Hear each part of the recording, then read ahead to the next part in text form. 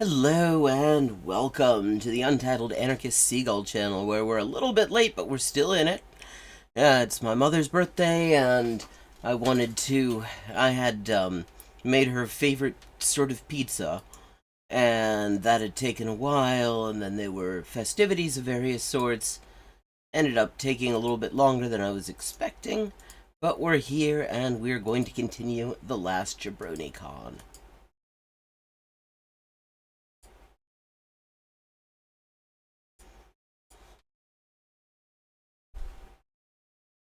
And I've got some great entrants. I think we might start out with JoOK, a new entrant to the world of the last JabroniCon. JabroniCon-heimer, I believe it's called now. With the Jimmy Dore Show, JFK's most amazing speech on peace.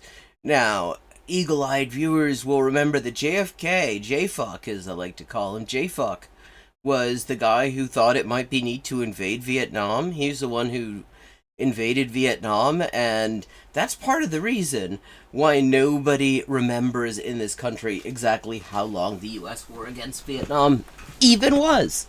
Everybody seems to think it started in 1965, which is really convenient because that's when the anti-war movement really kicked off.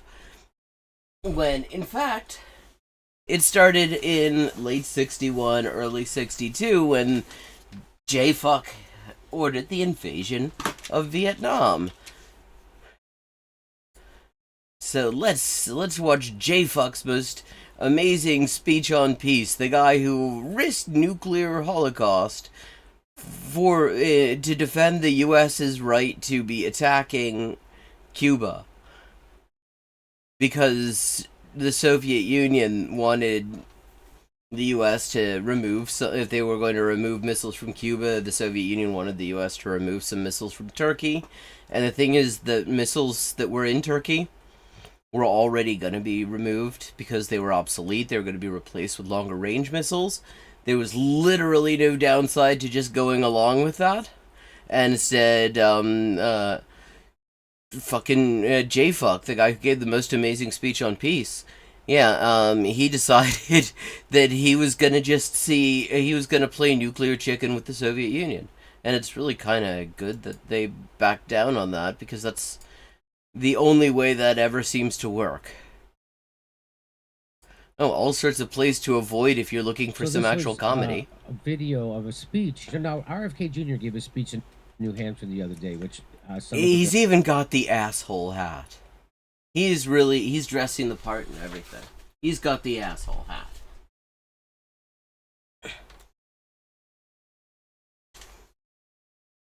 And if I had more time, I'd like to show that, because it was amazing.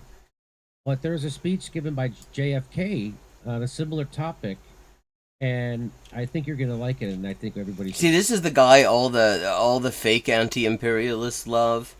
And here he is, standing the man who started the war against Vietnam. So let's play it. I have therefore chosen this time and place to discuss a topic on which ignorance too often abounds. Okay, I want to find out when exactly this was. Ignorance too often abounds, JFK. When did he give this? Okay, at American University, where I spent my first year at uni and became very depressed. June 10th, 1963. So he's talking about peace. And this is 2 years after he started the war against Vietnam. So, and now he's almost had the entire world blown up over in defense of the U.S.'s right to be attacking Cuba, because Cuba wanted to be independent of the U.S. Yeah, I mean, great guy to be talking about peace, Jimmy. Great guy to be talking about peace. You know how to pick him. Okay. The truth too rarely perceived. That is the most important topic on earth. Peace. What kind of a peace do I mean, and what kind of a peace do we seek? And see, like the JFK conspiracists, the people who will tell you the CIA did him and all that shit, love to claim that it's because JFK was gonna do all this peace shit. He was gonna do all sorts of amazing peace shit. You know, we have the text of the speech he was on his way to deliver the day that he got shot, and it was about the importance of victory over Vietnam. Like, yeah, he talked about peace a lot. All these motherfuckers talk about peace. That doesn't mean anything. Because the question is, what kind of peace? Like, I mean, you could find speeches by Hitler talking about how good peace is. But the kind of peace he wanted isn't the kind of peace most people, I think, would kind of be cool with. The kind of peace a guy like J-Fuck wants is not the kind of peace that most people would in the world would be happy with. Because he's talking about a peace where the U.S. just reigns supreme over everybody with an iron fist. Not a Pax Americana, enforced on the world by American weapons of war. Well, wow, that's an interesting thing to say 2 years into the war you started.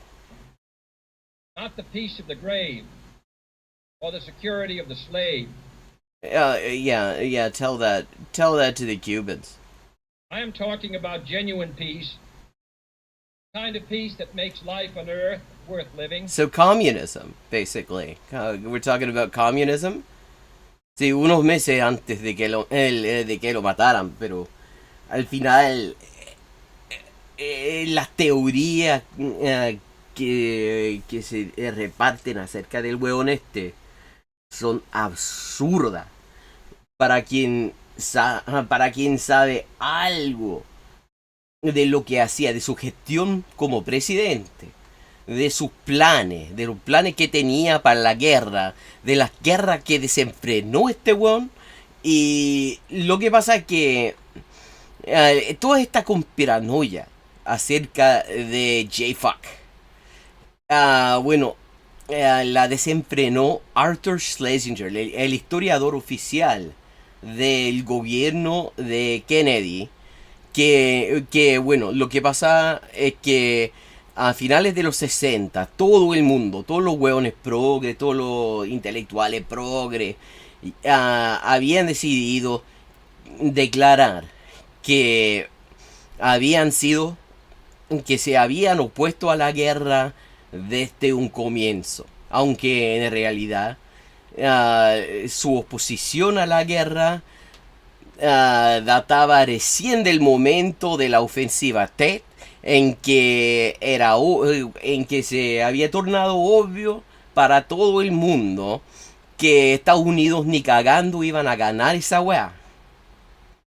You know, they were never going to win. So it was right after the Tet Offensive, all these liberals started to say, yeah, we were early opponents of the war. And the problem is fucking J-Fuck.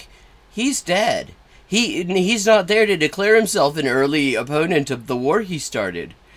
So Arthur Schlesinger starts claiming that J-Fuck was an early opponent of the war he started.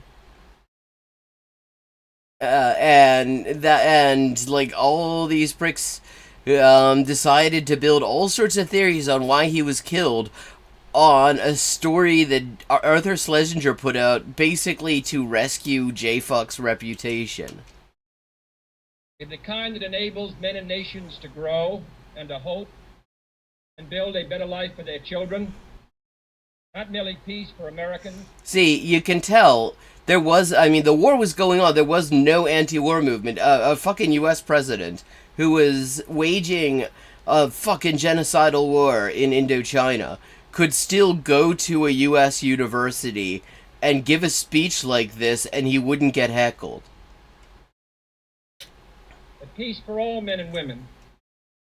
Not merely peace in our time. Peace in all time. I speak of peace, therefore, as the necessary, rational end of rational men. So far, he hasn't said anything about like what that actually means.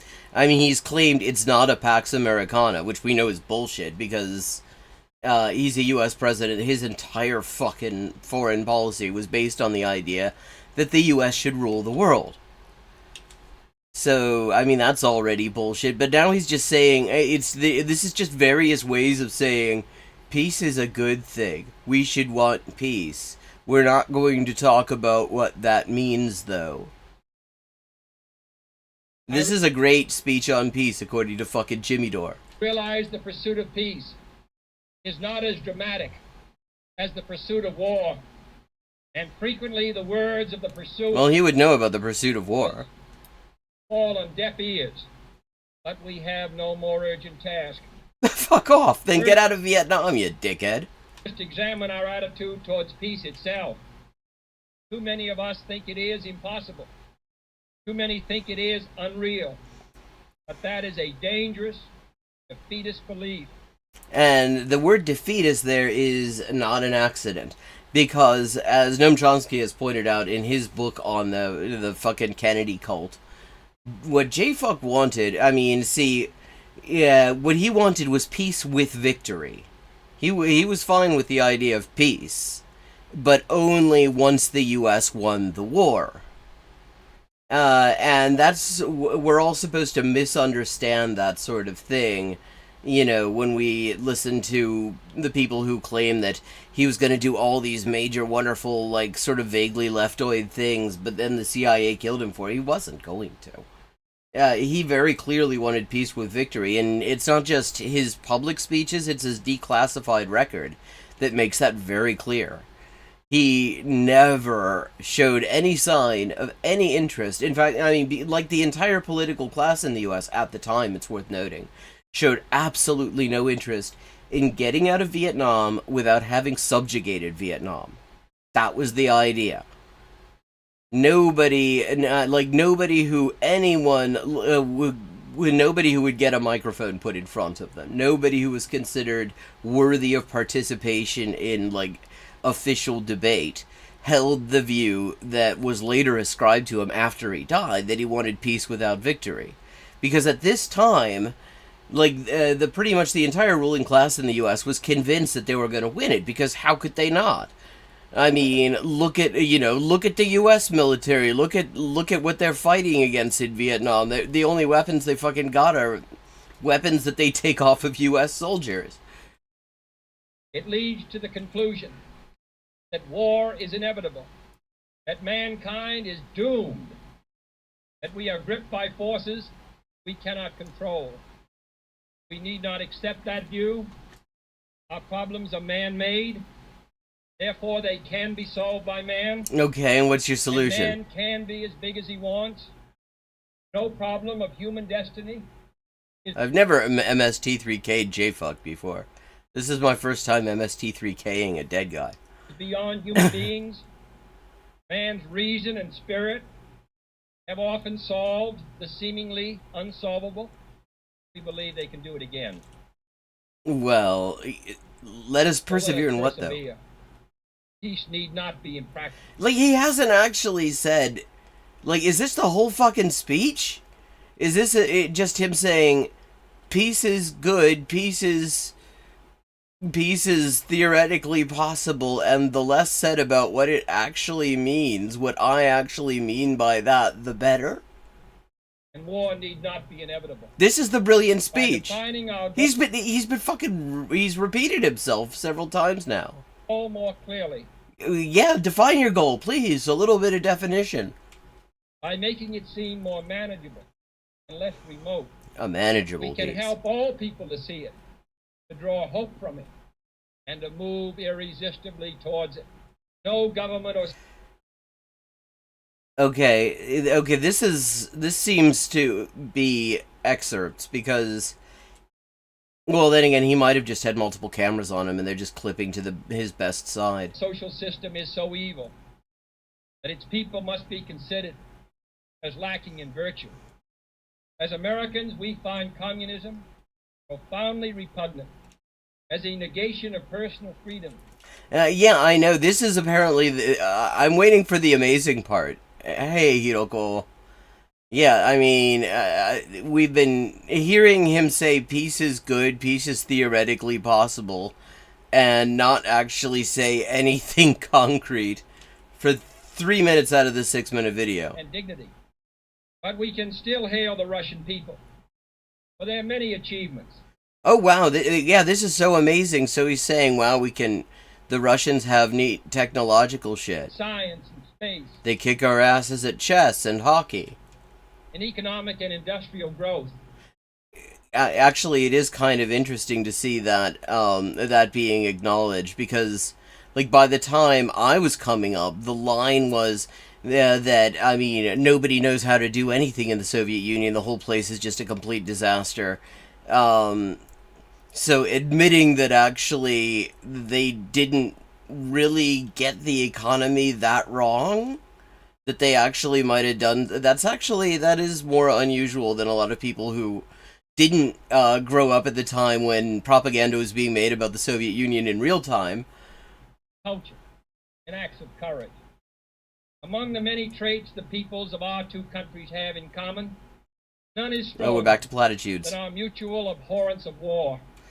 He says he's like in the middle of a war right now. He invaded Vietnam 2 years before this. Almost unique among the major world powers, we have never been at war with each other. And no nation in the history of battle ever suffered more than the Soviet Union in the Second World War. At least This is also 2 years after he almost blew up the world in pursuit of defending the right to attack Cuba whenever he wanted 20 to. million lost their lives. So let us not be blind to our differences, but let us also direct attention to our common interests. This is just And the means platitudes. by which those differences can be resolved. And if we cannot end now our differences, at least we can help make the world safe for diversity. For in the final analysis, our most basic common link is that we all inhabit this small planet. We all breathe the same air. We all cherish our children's future. This is the amazing speech. This is like, how many politicians have given some fucking version of this? Politicians who have absolutely, just like J-Fuck, have absolutely no fucking no reason to be hailed as any kind of fucking peacemakers. And we are all mortal. That's the There you fucking... go. Do you imagine hearing a speech like that today? Yes, actually, it's not hard to imagine because it's just platitudes. Well, there was one, but it was from his nephew, Oh god, R. Fuck Jr. RFK Jr. gave that speech in New Hampshire. Yeah, but... so he copied his fucking uncle. Sí. Sí, este weón invadió a Vietnam, tenía ocupado el país. Había invadido también la República Dominicana, eso fue él. Oh, no, fue Johnson, creo. Pero, bueno, y este pelotudo cree que es el discurso más asombroso que haya escuchado acerca de la paz, weón. Hay tantos discursos mejores de gente que no son criminales de guerra sobre este tema. And maybe we'll put that speech up later this week. Well, yeah, R-Fuck copies J-Fuck's speech. I mean, why don't we talk about how R-Fuck decided to find a way to sneak the 1488 into one of his tweets in a way he thought was slick, but was immediately caught, as it was intended to. Maybe let's talk about how he came up with some sort of Jewish conspiracy. He finally... See, I mean, I guess, Nazis have been trying to figure out a way to make COVID a Jewish conspiracy for a while. And fucking R-Fuck, credit to him, credit where credit is due, he managed to make it anti-Semitic. Yeah, maybe we'll do that, because that was a really important speech also. No, this wasn't an important... Like, I bet I could do a montage of like multiple presidents before and after him, and of different countries saying basically the same platitudes. No, that's why they killed him, No, it isn't, you dickhead. right? Because he wasn't going along with the war machine. Yes, he was. He was on his way to give a speech about escalating the war. He started it in the first place. He wouldn't invade Cuba. He tried to invade Cuba. He almost killed humanity to maintain the right to continue attacking Cuba. He wouldn't send combat troops to Vietnam. He did, actually, though. Yeah, they called them advisors, but they were fighting. They were killing Vietnamese people. He occupied Vietnam. He'd done that 2 years before. Jesus, he's full of shit. And then they killed him. And that's that. And they killed his Who's they? Who's they, Jimmy? brother, and they killed Martin Luther King. And they killed You mean Martin Luther King, who JFK had under surveillance? With his fucking COINTELPRO shit? Malcolm X. Yeah, fucking hell. I mean, first, Caleb Muppet decides to, name the Panther political prisoners in the same breath as the Nazis from January 6th, and now this jabroni is trying to put Malcolm X and Martin Luther King Jr. in the same sentence as the guy who was trying to get them rat-fucked. And yeah, boy, of course the U.S. would. Everybody got in line for the next half of a century, for sure, huh? They all did more. I mean, God, I mean, he used to actually have at least some of his own material. I mean, the thing, this is taking Bill Hicks's worst stuff, but with that Bill Hicks could at least deliver entertainingly. Or they all crushed the worker. Yeah, you mean like fucking J-Fuck did too. He crushed the worker. They all did the bidding of the corporation and the oligarchy. And, you know, like J-Fuck did. And here we are, the richest country in the world where half the people can't afford a $400 emergency. I mean, that part's true. I mean, I saw that study too. Yeah, most people do. Most people in this country would be shit out of luck if something happened that required an immediate, unexpected expenditure of $400 or more.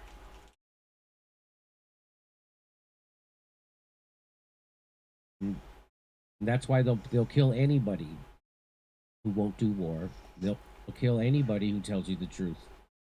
Yeah, well, and so your point being what? So what do you deduce from this? And also, where's the truth? This was just, if this is the best fucking speech that he can come up with from J-Fuck on the subject of peace, then I mean that already says something, because this was wow, we're all humans. We have some things in common. War is bad. Not that I'm not doing war. I'm doing lots of war. But war, I don't like it. I want peace after I win the war. I mean... And that's why Bernie Sanders, he didn't want to get killed. Which is why he lies for the establishment. Fuck off. I mean, apart from everything else, this just lets all these pricks off the hook.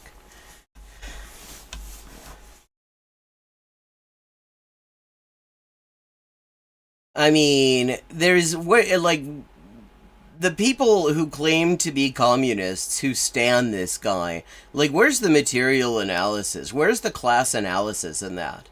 It's just, there are some shadowy figures who I'm not going to name who will kill anyone who tells you the truth, even if it's, like, just fucking platitudes. Isn't that nice? Hey, I could sympathize with him. I don't want to... Well, I just happen to notice, if they kill anyone who tells you the truth, Jimmy Dore is still alive. Jimmy Dore's looking pretty okay, actually. He's alive and well. So I guess if they kill anyone who tells you the truth, that, Jimmy, maybe you should reconsider that. Killed either. Hey, come see us on... Yeah, fuck off. Okay.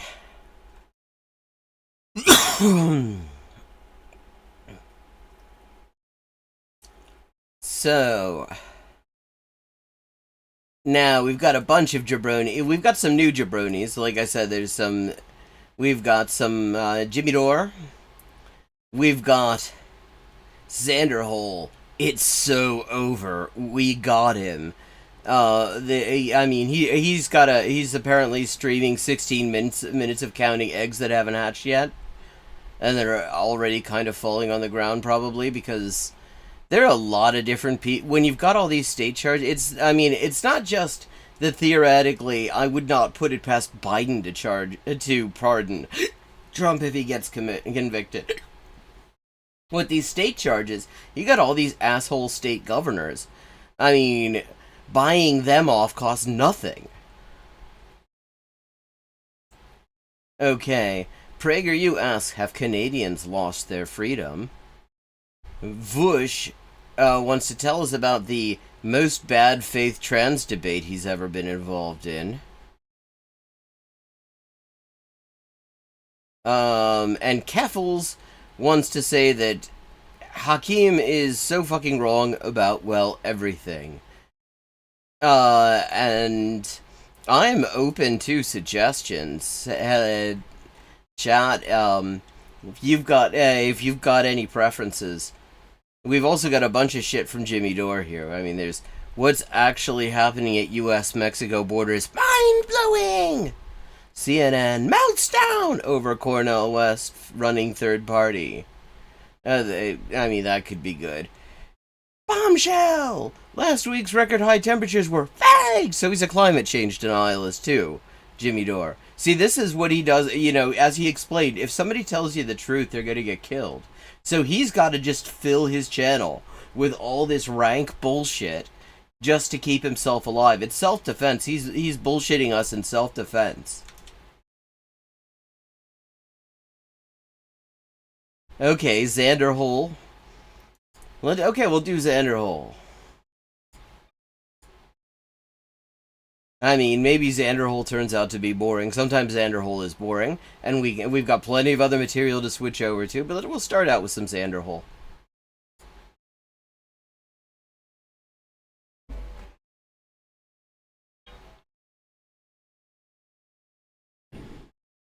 Well, guys, I love how, like, every other week, every month now, at least, for, like, all this year, we get a new Trump indictment. Trump just gets, like, submerged deeper and deeper into very, very hot water. You mean, sort of like we're getting submerged deeper and deeper into hot water with climate change and COVID, two disastrous things that absolutely nothing is being done about by the people who supposedly are responsible for doing something about them. I mean, like, the CDC changed their fucking metrics. The New York Times announced this as this big milestone, huge drop in excess deaths, because that's what we're left to calculate with, because there's never been enough testing, there's never been any monitoring. But the CDC turned around, and so they changed. So they were, like, minimally honest. In the fine print, they say, yeah, actually, these figures are based on a new calculation method that basically treats the disaster of the past several years as a new normal. And wow, we're not all that different from that new normal, therefore we don't have many excess deaths. That was basically what they did. And they've actually been doing a version of it every fucking year since this thing started. But now, and so that, in a, like, halfway rationally, a jabroni, okay, good question. Well, he's a jabroni. Fucking Xander Hole's a jabroni. It is an insult that, if I seem to remember, comes from professional wrestling originally. And the first place I ever saw it was on an anti-fascist banner in Philadelphia. There were going to be some fash meeting up, and some people put together a big banner that said GTFOU jabronis, directed at the fash. But it's sort of like, I guess it's just sort of like dickhead. Oh, Dwayne "The Rock" Johnson. Hey, Phoenix. I'm guessing you don't have an objection to us doing Xander Hole. That seems to be your favorite of all. And it's gotten to the point where, as much as slippery as he has been known to be, I don't know about from this much weight being on top of him all at once. There are just so many investigations under is under investigation. And All he needs is fucking pardons. the much lower level. I mean, one of his top people, Steve Munchkin, was under all sorts of investigations in California. Then he made the one donation he's ever made to a Democrat, to Kamala Harris, and suddenly the charges got dismissed against him. Issues for people to deal with that fighting against back in 20. That we're talking federal charges. These are charges akin to treason. Okay? No, they're not akin to treason. Treason's maximum penalty is death, and under the Constitution there is a specially high standard of evidence in order to even charge somebody with it. These are not akin to treason. I mean, they are akin to election manipulation, which is bad, and it's nice to see somebody charged with it, like George W. Bush should have had it, should have been facing charges over the shit he did, especially because, unlike Trump, his was successful twice.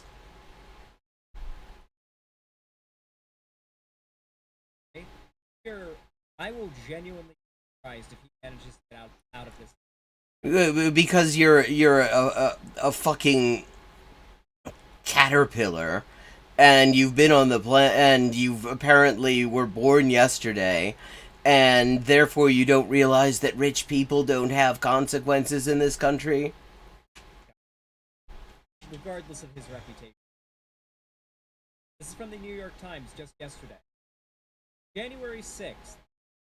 Trump indictment. January 6th riot was quote-unquote fueled by lies from Trump, special counsel says. Wow, you mean that's a fucking bombshell revelation now, is that? I knew that on January 6th. He's just finding this out? Yeah, of course it was fueled by lies from Trump. That's not news. Former President Donald J. Trump was charged with 4 counts in connection with his efforts to subvert the will of voters. The will of voters is really kind of giving it a little bit much, because I think if it were down to the will of voters, Biden and Trump would be just fucking at home right now, retired. Nobody fucking liked either of those pricks. Biden was the only person the Democrats had in their stable who Trump had any chance against. Despite having lost, the defendant was remain in power prosecution. Phoenix says, I'd honestly have less contempt for Zen if he didn't present himself as some political expert who suddenly knows better than people. Yeah, I know. He doesn't, it's bad enough when Bush does it, but he knows even less than Bush does. Bush doesn't know shit. This guy, what is less than not knowing shit? Not knowing puke, maybe? He doesn't know piss. Xanderhall doesn't know piss. He just sort of reads things and emotes to them, and then acts like he knows what he's talking about. These are the prosecutors. There's basic. Wow, so the prosecutors are making accusations and trying to get in front of the press with them. That's kind of what prosecutors do. And this isn't news. We all already knew this. To the extent there's any difference of opinion on the subject, it's between the people who think that it was good that his lies started that, and the people who think it was bad that his lies started that. Like a live list of stories being constant on this page. Yeah, wow, he's just fucking Xanderhall just discovered social media. Updates on what's happening. We'll just read through all the shit that's relevant for today. Special counsel accused Trump of taking part in conspiracy. Former President Donald J. Trump was indicted on Tuesday in connection with widespread following a sprawling federal investigation and attempts to clear power after the presidency. The indictment filed by the special counsel Jack Smith in federal district court in Washington accuses Mr. Trump of 3 conspiracies: 1 to defraud the United States, a second to obstruct an official government proceeding. Okay. Is he going to get into any detail? Because defrauding the United States is a technical term. That means when you defraud, That specifically means that you are using deception in order to acquire a thing worth money. Like, to acquire property. It's not just you lied to the United States government or something like that.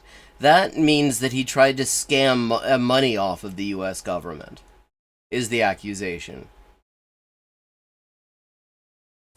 Yeah, I mean, and I have to say, I have all sorts of criticisms of Chip Burlett, who also has said some very nasty things about me, and Political Research Associates, but they wrote years and years ago, like I think probably in the early 2000s, late 1990s, like a book called Sucker Punch. You can get it on full text, I think, on their website, about this reaching out to the right and why it always ends well for the right and bad for everybody else. I mean, it's actually well worth reading, despite everything that sucks about Chip Burlett, like the fact that he's just basically a lib and stands Zionist grifter David Hirsch from Britain, who likes to lie about Palestinian supporters. The certification of the electoral college vote, and a third to deprive people of a civil right, the right to have their votes counted. Okay, so they do know about that last one, because one thing I've been pointing out, one of the many things that Joe Biden and his government could be doing about the whole transgenocide thing, remember that?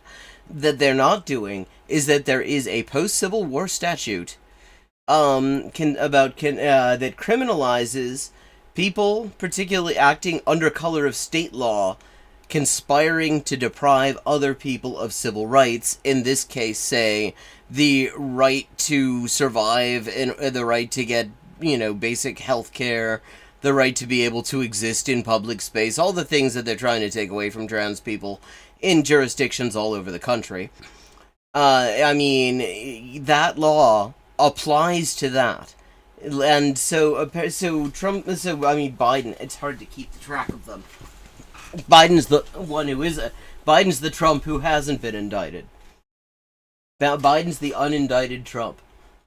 But if they gave a shit, and so they do remember this statute, then they could be charging all these motherfuckers in these state governments who are trying to enforce these things, DeSantis on down, all of them, with conspiracy to deny civil rights to trans people. In fact, the whole purpose of that statute, the reason it was enacted in the first place, it was one of the Reconstruction statutes. And the idea was, at the time in the South, where they were still trying to do Reconstruction and still trying to get rid of, the whole system that existed as a result of centuries of slavery there. And so they had a law in the books because you had these paramilitary groups, the KKK, who were conspiring, often together with state officials, to deny civil rights to the black population. And people in Congress thought maybe that ought to be a crime.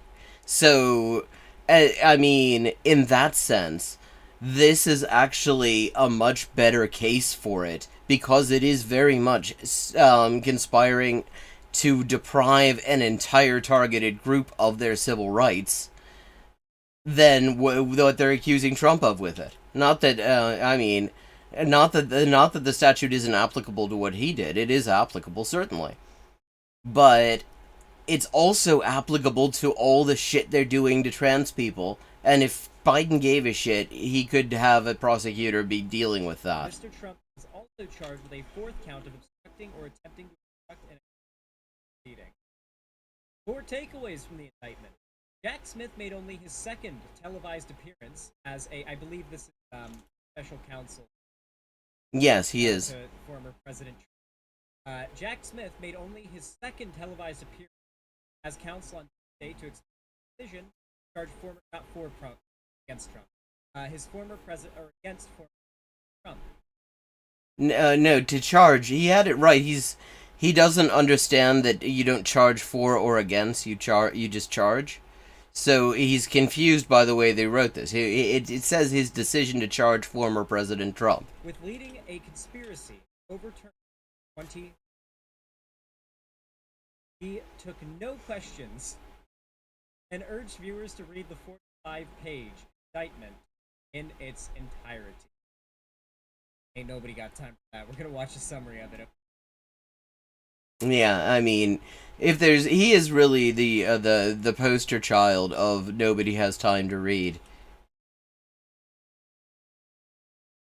Yeah, I mean, Charlottesville really should have woken a lot of people up. And one of the remarkable things, one of the really telling things that a lot of people didn't pay attention to at the time was how many TERFs who had previously not said anything explicitly embracing these fascists yet were saying, oh, the Nazis at Charlottesville are misunderstood. Like Julian Vigo has a piece in Counterpunch, which has a long history of platforming some of the dodgiest motherfuckers on the planet. Where she's talking about how the Nazis in Charlottesville are giving a bad rap just because they had murder and mayhem and stuff and are a bunch of genocidal racists. Okay, we're gonna read a summary of it. Oh, here's a good one. The 5 ways Trump and his 6 co-conspirators tried to carry out an election. There's just no ambiguity about this stuff. Like, these are big mainstream media outlets just saying. Yeah, you didn't notice that it's mainstream. You're surprised that mainstream media outlets are not yeah, burying a highly publicized collection of indictments against a former president who will be the first former president ever to be held accountable for his crimes, if he is in fact ultimately held accountable for them.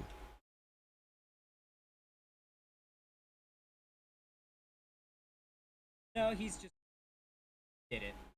Donald J. Trump did not act alone. See, the thing about all these charges, out of all the things that you could charge him with, I mean, because there's plenty of stuff. The crimes against humanity come to mind, the concentration camps. That is also potentially falls under conspiracy to deprive people of civil rights. But they won't actually charge him with any of that stuff because they don't want to set a precedent of people being held accountable for that stuff. The indictment unveiled on Tuesday against 6 co-conspirators efforts to. Well, to the extent that any result of a U.S. election can be considered legitimate, anyway. They're constant with how they say that, by the way, and overturn the legitimate results of the 2020. Well, it's almost like this newspaper has a style guide and editors. Power. They always say because that is what he was trying to do, and they're very much not allowed. They're sure as shit not talking about it. To out of that. Conversations between Trump and Pence provided key evidence for. And I mean, the thing that gets me about this, as well, is that what January 6th was a fucking Laurel and Hardy version of what went down in Bolivia several months before that. And the only thing, and when Bolivia charged Janet Áñez, the white supremacist former dictator, who had appointed herself president after the army joined the fascist mob attacking the Congress and all that in order to overturn the election result, the first human rights concern that the U.S. has expressed about Bolivia in ages was Tony Blinken, the most ridiculously named foreign secretary ever, saying that he was really concerned that they were violating your human rights by actually treating genocide like a crime. Some of the most specific and damning pieces laid out in the indictment charging Donald J. conspiracy came from conversations and his Vice President Mike Pence. Mike Pence, who famously appointed Juan Guaido president of Venezuela, because that's how democratic elections work. Who met with federal prosecutors, appears to have been among divided recollections of his Mr. Trump. also obtained contemporaneous notes that Mr. Pence took. So, Trump, like, Pence is just totally turned on Trump. Yeah, because Pence understands, like fucking Lynn Cheney and the rest of those pricks, that it was a good career move because it gives the Democrats an excuse to work with them. They're the good Republicans, you see, because at the very last minute, when there was absolutely no saving Trump anyway, they decided they didn't want to go down with his ship. And so the Democrats have hailed them as heroes ever since. Mind you, this is separate from the documents thing. Trump holding on to documents after leaving office. This is separate Which from that. I don't give a. I give Federal less than a charges fuck where he's about being that. charged for holding on to those documents and showing them to other people and mistreating them in his, like, those are another whole cluster of federal charges that are in and of themselves super fucking serious. It's super fucking serious. Except the thing is, that both Hillary Clinton and fucking Joe Biden have done the exact same thing and are not getting charged. And the only thing that is unusual about this is that he's getting charged, because it is actually not an unusual thing, it turns out, for people, former presidents and governmental officials, to want to hide at least some documents so that they can't be accessed on a Freedom of Information Act request. So they stick them on private servers, or, I mean, like, I guess put them in boxes in their bathrooms at their Florida estates, which is a great idea. I mean, honestly, it's really too bad he didn't get burgled by somebody who put that shit all on the internet. Because I really do not give a shit about this government's secrets. They're, like, if we don't know what the secrets are, that's because actually the secrets are secrets from us. So we have absolutely no interest in making it harder to get access to them. This is all on top of that. He is also being charged with several indictments for trying to attempt to overturn the presidential election and retain power. This is all a bunch of different things piling on top of him. All the karma is coming back around for life. Yeah, all the karma, except for the karma for, like, breaking up families and putting refugees in concentration camps and promoting fascist violence and fascist paramilitaries all over the country. I mean, we've completely forgotten that the pricks who did January 6th had been terrorizing DC for a month before that. One challenge in the legal case against Trump, scheduling. Yes, Trump and his team are going to try to just basically drag this out as long as possible. Yeah, which is a normal defense strategy.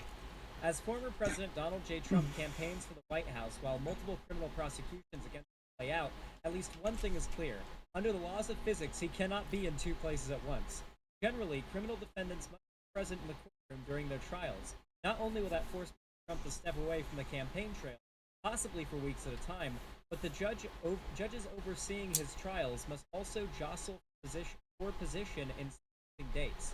The collision course is raising extraordinary, unprecedented questions about the logistical, legal, and political various trials unfolding. See, I don't know that there's any. I mean, apart from the aspect of there also being a presidential campaign, though I have to say I don't remember anyone giving any consideration to Eugene V. Debs over the fact that he was trying to do a presidential campaign when they were charging him under the Espionage Act, actually, for giving an anti-war speech.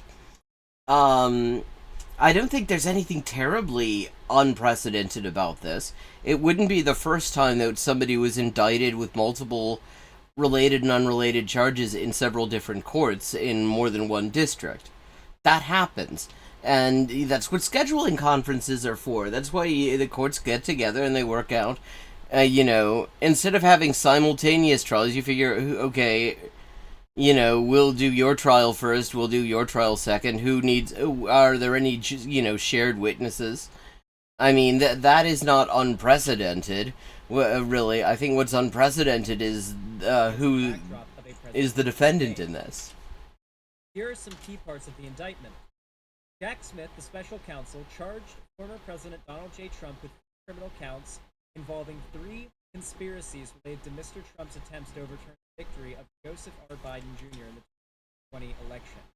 Notice, by the way, this stuff isn't being covered in the way most stories are covered. So far, it seems like it's being covered in the way most stories are covered. You know how, like, a big story happens, usually, and it's like a bunch of different outlets just put out a bunch, like, their own articles. Maybe they put out 3 or 4 to keep updated with the story, but then it just kind of moves on to obscurity with maybe a few retroactive, like, hindsight-based articles that get made a few years ago, right? This is being covered like elections are. Yeah, it's almost like they don't want you to think about anything else. It's almost like the idea is that this should be where everybody's attention is directed, and so the agenda-setting media, like the New York Times, are going to crap flood the airwaves with mostly coverage that doesn't add much new to it. Like, I mean, so far we've learned several times that he's being charged with conspiracies related to the election, and that Jack Smith is a special prosecutor involved. Where instead of it being like New York Times or Washington Post, just like a couple of articles about it. Yeah, it's almost like they care about this story and want to get as much mileage out of it as possible. No. When you click on the Washington Post page about this story, you are sent to a live updated feed that is just feeding you. That's not an unusual thing. I've seen lots of this. There's like, I'm pretty sure like the Guardian's got a live updated feed for the Women's World Cup going on right now. Constantly updated stories covering different aspects and different updates from this by the like half hour by, in this case, New York Times or Washington, whatever it might be. This is being done as they do the same way they do election, where the entire thing is just like a live. You mean so they're paying a lot of attention to it? Updated thing. It's really, really serious. Like, this is not.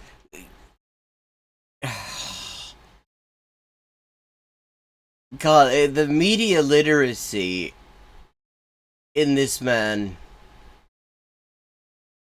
would not overload the brain of a gerbil. It's like, so if the media tell you to focus obsessively on something by churning out one story after another, that doesn't necessarily mean it's the most important thing going on. It means that somebody decided that it is the thing that they're going to focus on, perhaps to make you think that it's the most important thing going on, also to fill column space, which is neat, and they also know a lot of people are going to read this shit. They know they're not going to have a problem selling papers and selling subscriptions and getting ad space, which is their real business model, with material like this, because we're talking about it right now, for fuck's sake. He actually thinks that there's some sort of one-to-one relation between the importance of a story, the objective importance of a story, and the amount of ink that is dedicated to it in a major newspaper. Just a like another one of these nothing burgers where Trump gets like not indicted, and it never really being a thing, right? Yeah, except indicting is just the judicial version of impeaching, really, because you get impeached, but you still have to get convicted. Same thing with indictments. Indictments are when a prosecutor accuses you of some shit. You still actually have to get charged, and you still have to get convicted of it. And then there's the possibility various people in this case, since there are state charges in the mix, have the possibility of a pardon. There are also plea deals and shit. This is legit, guys. What if Trump is elected with criminal charges still looming? Well, then he would be in charge of the agency that decides whether to charge people on the federal level, and would be able to order his new attorney general to withdraw the charges, to dismiss the charges with prejudice. If former President Donald J. Trump wins the presidency, even as criminal charges against him, a series of extraordinary complications would ensue. The indictment on Tuesday on federal charges stemming from his reign in power after his election laws added to the mounting legal peril of Trump, front-runner for the Republican Party faces the second term of the White House.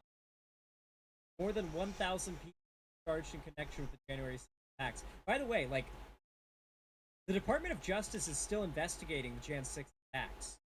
Like, the people who were present there, and there is, like, evidence of them breaking the law.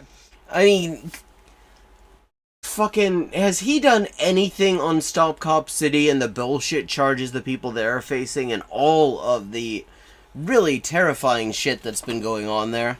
I mean, stuff that absolutely needs to have the world's eyes on it. Because if they get away with it in Atlanta, it's going to be happening all over the country, like criminalizing fucking bail funds and things. Yeah, I mean, I don't pay a whole lot of it. I only watch him for the stream, but I do go through his fucking channel to find stuff for this stream, and I've not seen anything about that.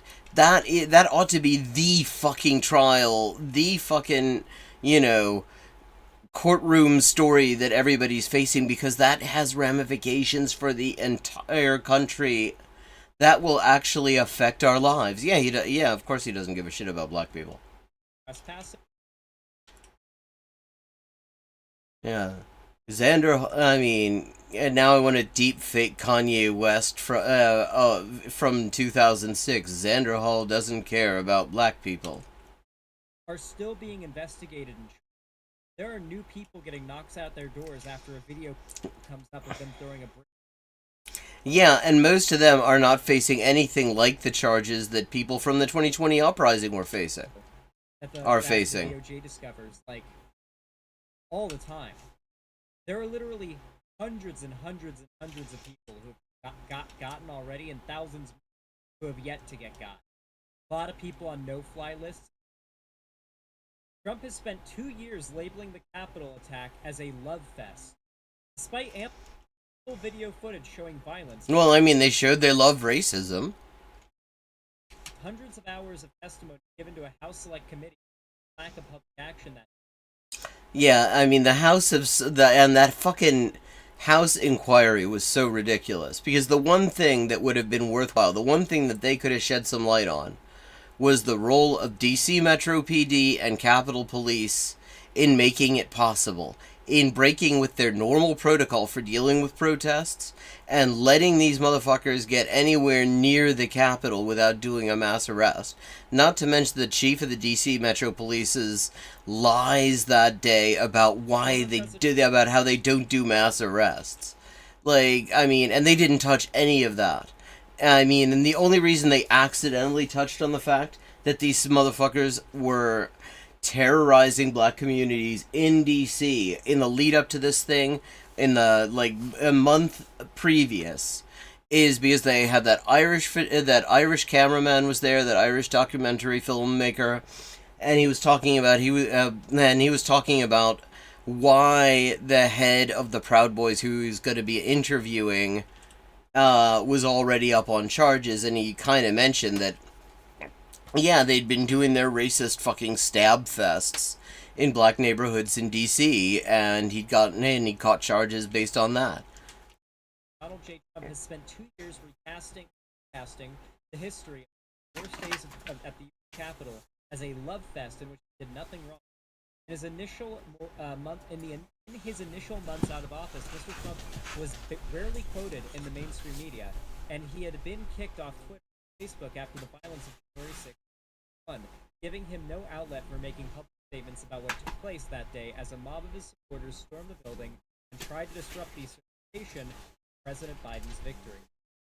Trump has a long history of casting the Justice Department as a villain. Which they are, actually. Not because they do shit like this, because that's not the main thing that they do, and we have yet to see whether they're actually serious. They're going to take this really all as seriously as they look like they're going to. Because again, there is a very strong presumption in our legal system against holding rich white people accountable for anything. Especially people who are former presidents. There are lots of people who do not want that, lots of powerful people who do not want that precedent set. So, but I mean, yeah, they are fucking villains. I mean, COINTELPRO, anyone? Fucking Fred Hampton. With former President Donald, so of course Donald J. Trump is like very scared. So his only recourse time is Oh well, he knows about his mental state. to rile up his base to hate the. Like, I mean, this is a newsflash. He thinks that this is profound analysis. Riling up his supporters is Trump's only move. That is literally the only thing he ever does. You know, all he does is rile up a bunch of white supremacists and direct them at people. And then somebody gets hurt. And then the people who try to defend their communities against the people that hurt that somebody get demonized in the media. With former President Donald J. Trump. Yeah, facing his AETA third too, indictment yeah. This year, this time for his attempts to overturn the 2020 election, his campaign. He's just, these articles are practically identical. A fresh round of accusations claiming the Justice Department was persecuting him because of political motives. I mean, of course it's politically motivated. I mean, that does not mean that it isn't legitimate in this case, but the fact that they have decided to break with a long tradition of never holding former U.S. presidents accountable for any of the crimes that they're involved in, and they're all involved in some pretty serious ones. Yeah, I mean, obviously there's a political motivation. It's a political institution. The go-to. They're going after me because of political reasons. That isn't an actual argument. They're bad because they. No, I mean, it is an argument. It's not even an invalid one in this case. But, yeah. And that also isn't what it amounts to.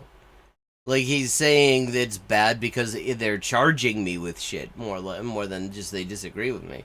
Because actually, I don't really see much evidence that the Justice Department do disagree with him on anything other than who should be president right now. With extra.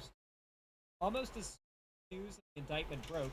Yeah, I mean, all the fucking so-called eco-terrorism, all sorts of people, they basically really set back the environmental movement massively with their attacks on green activists.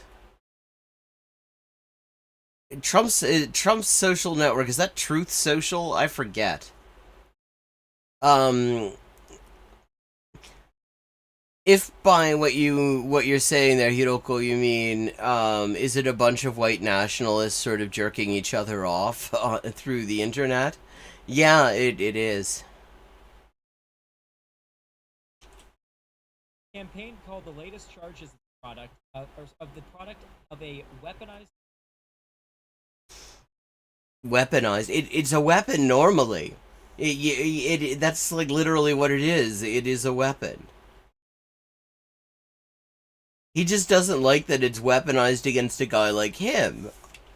DeSantis suggests Trump can't get a fair trial in the Governor Ron DeSantis of Florida raced to respond. Okay, so this is one of like DeSantis' big issues, by the way. The dude literally has to ride this, like, straddle this line, pleasing Trump fans by not being hard on Trump, but also not being insane as Trump so that he can appeal. What do you mean? Not okay. Ableism aside, how the fuck would you say that DeSantis is trying to be the more reasonable guy? DeSantis, the guy who banned advanced placement psychology in the state of Florida because it acknowledges that there are gays.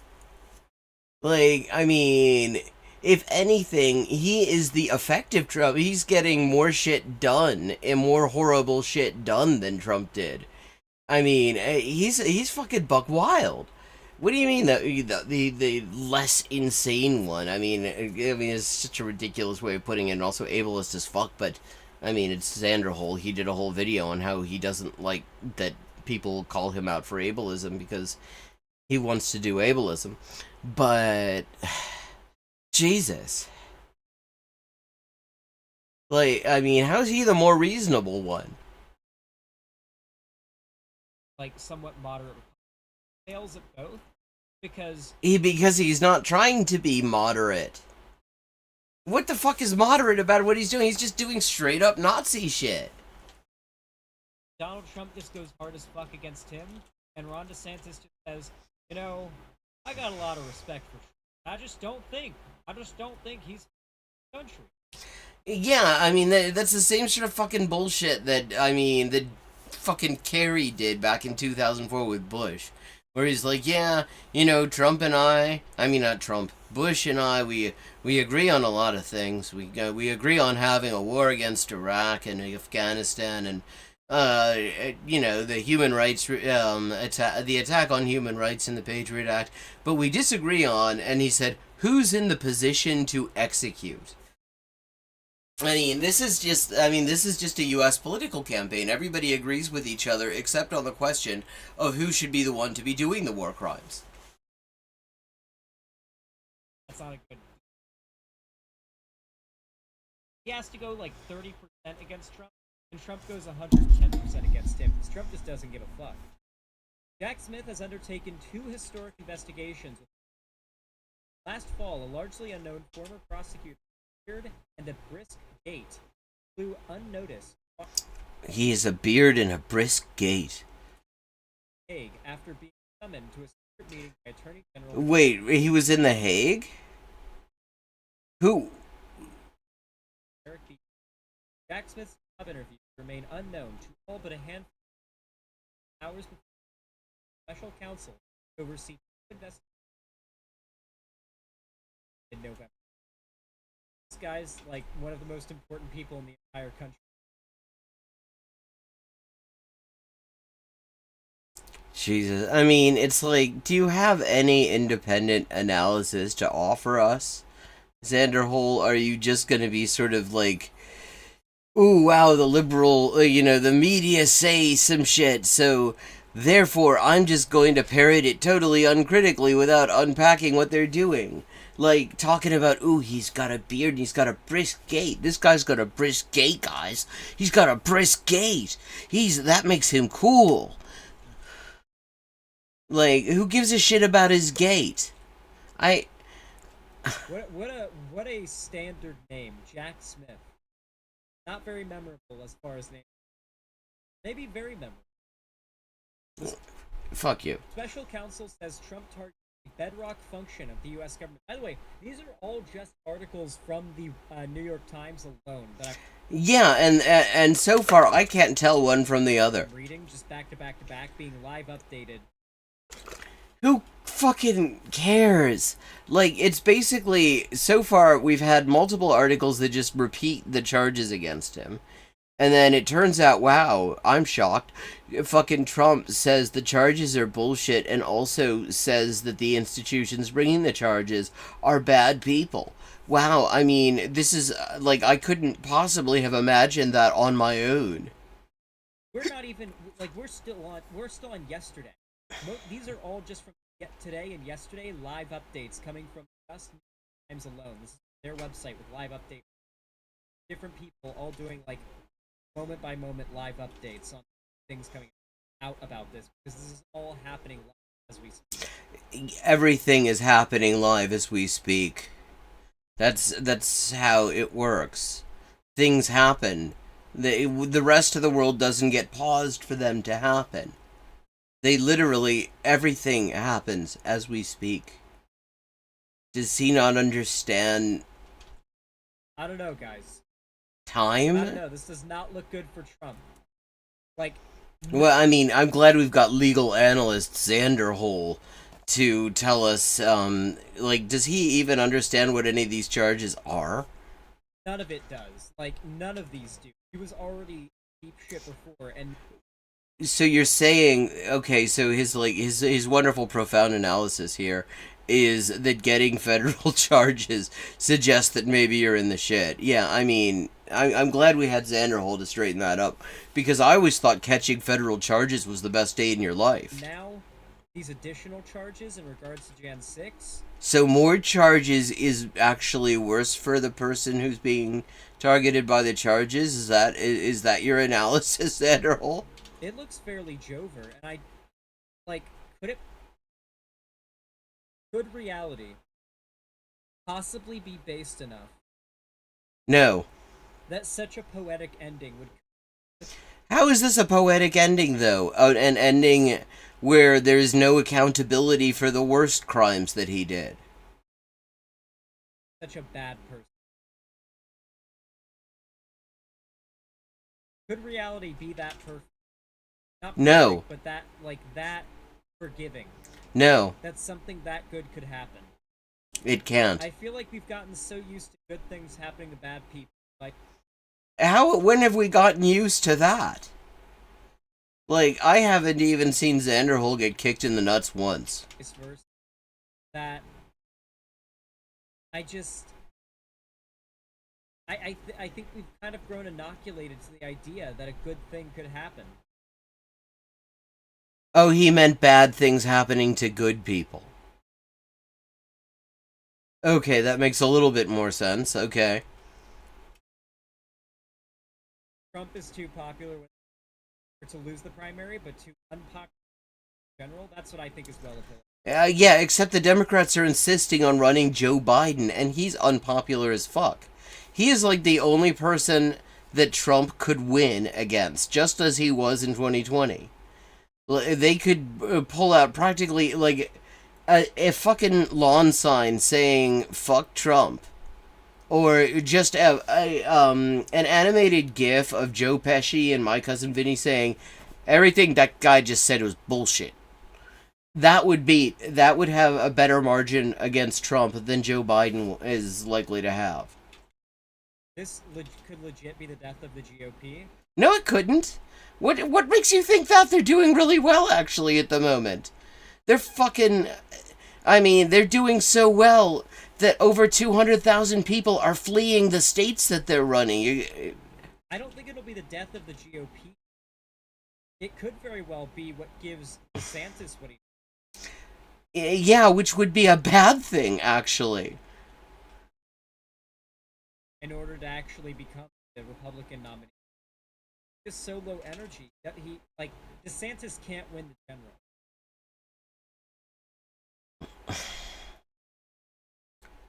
Yeah, I mean, I remember people saying that Trump couldn't possibly win the general, but the Democrats decided to run fucking Hillary Clinton, and then it was close enough that the Electoral College could decide it because everybody hates both of them. And then they just barely managed it when they had Biden, who was the one person the head-on-head polling said Trump would have a chance against. So, I mean, he doesn't look at any. Does he do any homework for this? Does he read things? Does he research? He just this is somebody that apparently thousands of people count on for analysis about things. He doesn't know about things. He does not understand things. DeSantis just cannot win the general. Not capable of it.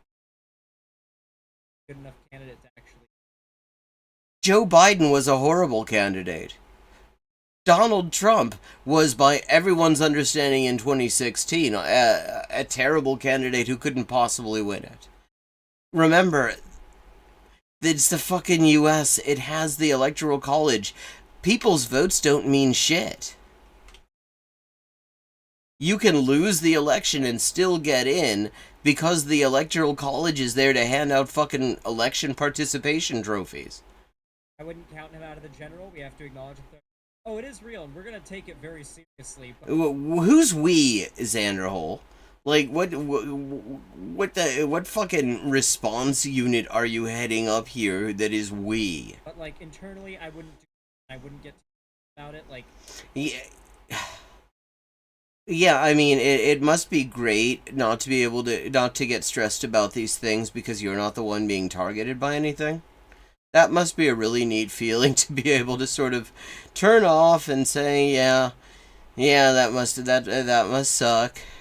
But we're gonna draw some trees over it. let it keep you up at night, because I really do feel as though the chances are very high. It's a pretty solid Dem win. Have you looked at Joe Biden's polls? Seriously? In 20. Couldn't mean we just, not try or anything. Like, what are you gonna do then? Like, seriously, there's shit going on right now. Yeah, that, that we could be talking about right now. But you're talking about this nonsense that is really irrelevant to most of our lives. You're not talking about, like, he talks about we're gonna do this, we're gonna do that. He doesn't have any fucking organization. Weón tiene cero calle, weón. That we very much should still try and really put our Salvador Allende tiene más calle en Las Condes que este weón. I wouldn't just tear yourself up over the potential of Trump. Yeah, don't do a 2016. Not do a 2016. No, What is doing a 2016? underestimate. You've been doing that. We do know what he's capable of. We're very aware. I think the Like, then why aren't your streams about actually how we could organize responses to things? Like, why aren't you raising funds for the organizations that are helping trans people get out of these states, and trans people who can't get out of these states still get access to healthcare, and people who need abortions and are in these states and can't get out of them still to have access to healthcare? He doesn't do any. He has nothing to say about anything. He has absolutely, like, literally all he's done here is read the New York Times live feed and say, wow, this means it's really important. Wow. Like, I mean, fanboying the fucking New York Times.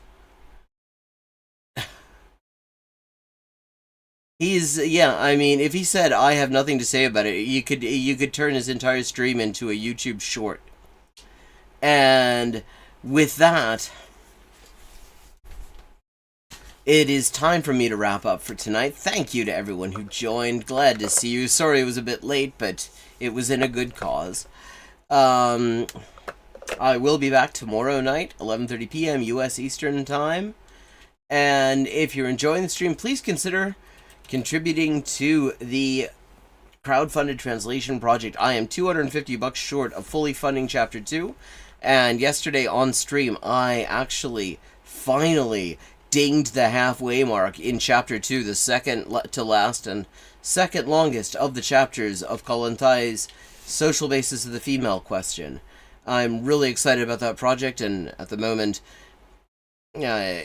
I also really could use the money, because the money for the project is what's paying my bills and stuff. I got completely screwed over by the insurance industry on multiple levels in just 1 week, so support is very much appreciated. And I'll be back tomorrow. Thanks to everyone, and I look forward to seeing you.